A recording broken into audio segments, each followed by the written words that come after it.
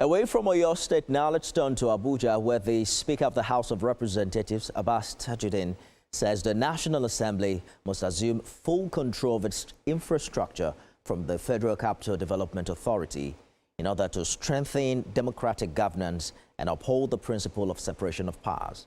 His views were expressed at the public hearing on a bill seeking to establish the National Assembly Infrastructure and Property Development Agency. Jakadise has more in this report. Over the years, the FCDA has been responsible for managing the National Assembly complex, but delayed repairs, safety concerns, and inefficiencies are some of the consequences of the external control.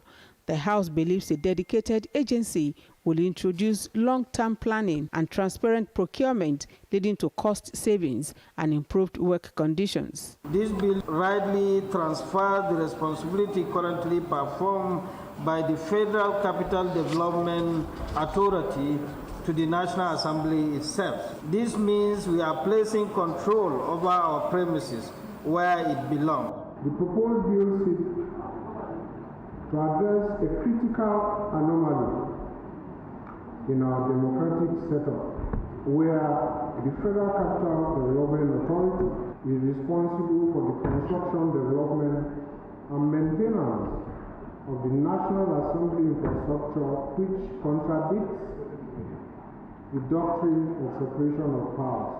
The FCDA is empowered by the FCDA Act of 1976. How can we have a parliament that don't have control over its facilities?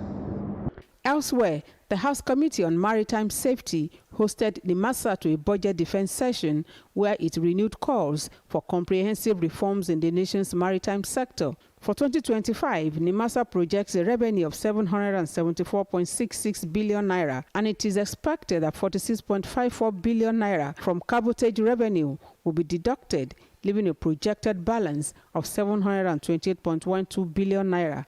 Under the current fiscal policy, the agency is now required to remit 50% of its IGR to the federal government in line with the Treasury Single Account and the Finance Act provisions.